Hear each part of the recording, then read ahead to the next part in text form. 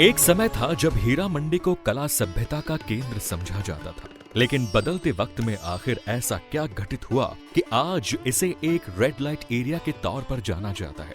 यहाँ रहने वाली महिलाओं को न केवल नीची नजरों से देखा जाता है, बल्कि उन्हें सिर्फ उपभोग की वस्तु समझा जाता है। आखिर कैसे यहाँ की खूबसूरत और कला में महारत रखने वाली महिलाएं यूज एंड पे के डेस्टिनेशन पर पहुंच गई?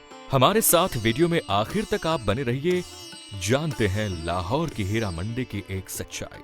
एक बहुत ही मशहूर कहानीकार हुए हैं शहादत हसन मंटो, जिनकी एक कहानी है नया कानून, उसका एक घटनाक्रम, और ये कहानी है पाकिस्तान में 12वीं क्लास के बच्चों को उनके सिलेबस के तहत पढ़ाई जाती है। लेकिन कहानी के बेसिक कंटेंट में से हीरा मंडी के हीरा शब्द को हटा दिया गया। इसकी वजह यह है कि हीरा मंडी को आज एक रेड लाइट एरिया के तौर पर जाना जाता है। कहानी के उस घटनाक्रम के मुताबिक आज से पहले लाहौर में तांगा चलाने वाला मंगू कोचवान को ये जानकारी मिलती है कि भारत में अब नया कानून आने वाला है। इस कानून के तहत अंग्रेजों का राज खत्म हो जाएगा। वो कानून 1 अप्रैल को लागू हो जाएगा। ये घटनाक्रम भी 1 अप्रैल को ही हुआ, जिस दिन एक अंग्रेज मंगू के तांगे को रोकता है। तब मंगू उससे पूछता है कि साहब बहादुर कहाँ जाना मांगता है? तब अंग्रेज कहता है हीरा मंडी। इसके जवाब में मंगू उसे वहां जाने तक का किराया 5 रुपए बता देता है। लेकिन किराए को लेकर दोनों के बीच बहस शुरू हो जाती है। ये हॉट टॉक हाथापाई तक पहुंच जाती है। मंगू कोचवान उस अंग्रेज पर जमकर लात घूंसे जमा देता है, क्योंकि उसे मालूम था कि आज से नया कानून लागू हो गया है। इसलिए उसे लगता है कि उसने जो किराया मांगा था वो उसका हक था। थोड़ी देर में पुलिस वाले आए और मंगू को जेल की सलाखों के पीछे भेज दिया। एक समय ऐसा भी था जब हीरा मंडी यानी हीरों का ये बाजार ढोलक की थाप और संगीत की धुनों से गूंजता रहता था। लाहौर की इन गलियों में आने वाले हर व्यक्ति को घुंघरू की आवाज सुनाई देती थी। यहाँ नाच गाना पेश करने वाली खूबसूरत महिलाओं को तवायफ कहा जाता था। हालांकि आज तवायफ शब्द का मतलब कुछ और ही हो चुका है, लेकिन उस समय ऐसा नहीं था। उस समय जो तवायफ यहाँ रहती थी वो शायरी, संगीत, नृत्य और गायन जैसी कलाओं में निपुण हुआ करती थी। एक कलाकार के तौर पर सामाजिक रूप से उनकी बहुत इज्जत होती थी। ये ऐतिहासिक दस्तावेज बताते हैं कि 19वीं सदी के आखिर तक लखनऊ की तवायफें राज्य के खजाने में सबसे ज्यादा टैक्स दिया करती थी। हीरा मंडी के इतिहास की शुरुआत अकबर के जमाने से होती है। मोहम्मद जलालुद्दीन अकबर साल 1584 में फतेहपुर सीकरी में अपने निवास स्थान को छोड़कर लाहौर में आ गए। फिर वो यहीं आकर बस गए। वो यहाँ 1598 तक रहे और लाहौर शहर मुगलिया सल्तनत की राजधानी बना रहा। इस दौरान लाहौर शहर ने जिंदगी की रंगीनियों के इतने रंग देखे कि उन रंगों की खुमारी आज भी लाहौर पर चढ़ी हुई है। अकबर ने लाहौर के किले के आसपास अपने यहाँ काम करने वाले कर्मचारियों और रईसों के लिए एक बड़ा रिहायशी इलाका बनवाया। ये क्षेत्र बहुत ही जल्द एक मोहल्ले के रूप में बदल गया और ये मोहल्ला शाही दरबार के काफी करीब था, इसीलिए इसे शाही मोहल्ला कहा जाने लगा। दोस्तों, अगर आप हमारे चैनल पर पहली बार आए हैं तो जल्दी से चैनल को सब्सक्राइब कर दीजिए। हालांकि उस समय इसका नाम हीरा मंडी नहीं पड़ा। उस समय अकबर के दरबार में नाच गाने का प्रोग्राम पेश करने के लिए ज्यादातर अफगानिस्तान के काबुल से लड़कियां लाई जाती थी। इन लड़कियों को नाच गाना सिखाने के लिए बाकायदा उस्ताद रखे जाते थे और यही वो दौर था जब लोग अपने बच्चों को तमीज और तहजीब सिखाने के लिए इंटर वालों के पास भेजा करते थे। पूरे मुगल काल के दौरान इस क्षेत्र की शान और शौकत बरकरार रही।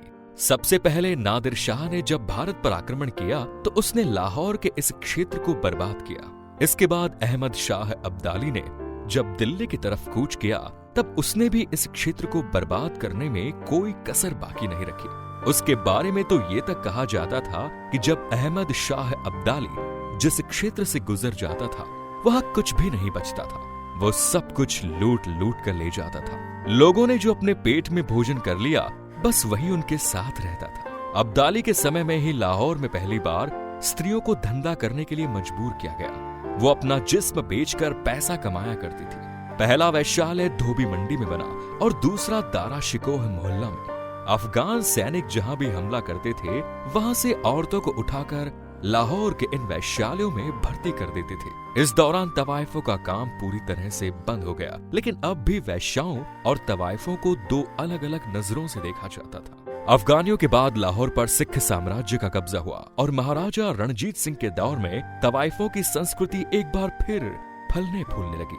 कहते हैं कि महाराजा रणजीत सिंह खुद इनमें से एक तवाइफ के प्यार में पड़ गए थे। इस कहानी के अलग अलग किस्से मौजूद हैं, जिनमें से एक किस्से के मुताबिक महाराजा ने तवाइफ से शादी कर ली थी। इसकी वजह से उन्हें हरमिंदर साहिब में कोड़े मारने की सजा सुनाई गई, पर बाद में कई इतिहासकार ये भी कहते हैं कि यह सजा केवल सुनाई भर गई थी, कोड़े नहीं मारे गए। जबकि दूसरे किस्से के मुताबिक महाराजा की शादी नहीं हुई थी, उन्हें केवल इश्क हुआ था। तब महाराजा ने उस तवाइफ के कहने पर लाहौर में एक मस्जिद बनवाई, जिसे मस्जिद तवाइफ कहा गया।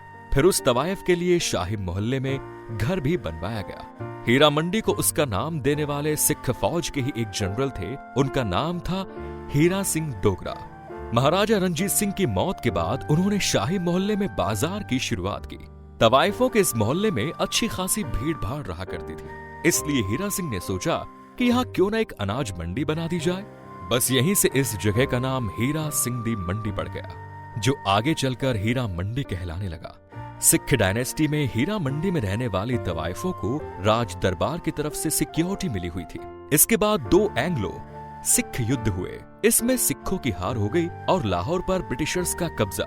साल 1843 से 1844 तक हीरा सिंह डोगरा लाहौर के प्रधानमंत्री रहे। अंग्रेज तो केवल माल लूटने आए थे, लेकिन तवाइफों को राज दरबार की तरफ से भत्ता मिला करता था। लेकिन अंग्रेजी साम्राज्य स्थापित होने के बाद ये सरकारी पैसा मिलना भी बंद हो गया और तवाइफें रोजी रोटी की जरूरतों से जूझने लगी। मजबूर होकर वो शरीर बेचने के लिए राजी हो गई। अंग्रेज सैनिक उनका अच्छा खासा फायदा उठाते। हीरा मंडी के इलाके के पास ही अंग्रेजों की छावनी हुआ करती थी। अंग्रेज सैनिक इनका फायदा उठाया करते थे, लेकिन साल 1807 में इस क्षेत्र में प्लेग की बीमारी फैल गई और अंग्रेजों ने अपनी छावनी छोड़ दी। वो शहर के बाहर बस गए। प्लेग का प्रकोप जब खत्म हुआ तो यहाँ की हवेलियों को अमीरों ने खरीद लिया और इसके बाद वो यहाँ पर तवाइफों को संरक्षण देने लगे।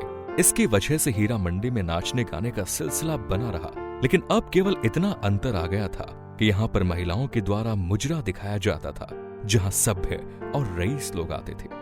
20वीं सदी की शुरुआत में हीरा मंडी एक बहुत बड़ा नाम था, जहाँ नूर जहां और खुर्शीद बेगम जैसे कलाकार मौजूद थे। सर गंगाराम का घर भी यहीं था। इन्हीं के नाम पर दिल्ली में गंगाराम हॉस्पिटल भी बना। उस समय हीरा मंडी में गीत संगीत और कला का दंगल हुआ करता था। साल 1940 के दशक में यहाँ उस्ताद बड़े गुलाम अली खान और उस्ताद उम्मीद अली खान के बीच एक जबरदस्त मुकाबला हुआ, जिसे देखने के लिए हजारों की संख्या में लोग मौजूद थे। इसका नतीजा तो कुछ नहीं निकला। दोनों दिग्गज रात भर गाते रहे, पर कोई दूसरे से हार मानने को तैयार नहीं था। फाइनली देखने वालों ने उन्हें रोक दिया और दोनों को विजेता घोषित किया गया। साल 1947 में बंटवारे के बाद लाहौर पाकिस्तान में चला गया। हीरा मंडी की शान और शौकत भी खत्म हो गई। हालांकि इसके बावजूद आने वाले 30 सालों तक तवाइफों का कल्चर बराबर बना रहा। लेकिन साल 1978 में जब जिया उल हक पाकिस्तान का तानाशाह बना और वहां पर कट्टरपंथी ताकतों ने सिर उठाया, तो जिया उल हक ने मुजरों पर बैन लगा दिया और यहाँ की तवाइफ बेघर हो गई। उन्होंने नाच गाना छोड़कर वेश्यावृत्ति करना शुरू किया।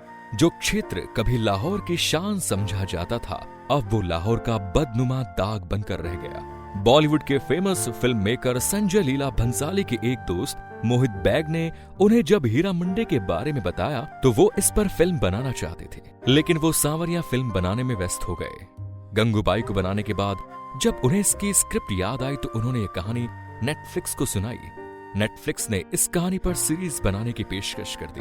तो उम्मीद करते हैं हीरा मंडी की यह कहानी आपको पसंद आई होगी। इस पर आपकी राय का हमें इंतजार रहेगा। वीडियो पसंद आए तो इसे लाइक करें, दोस्तों के साथ शेयर करें। धन्यवाद।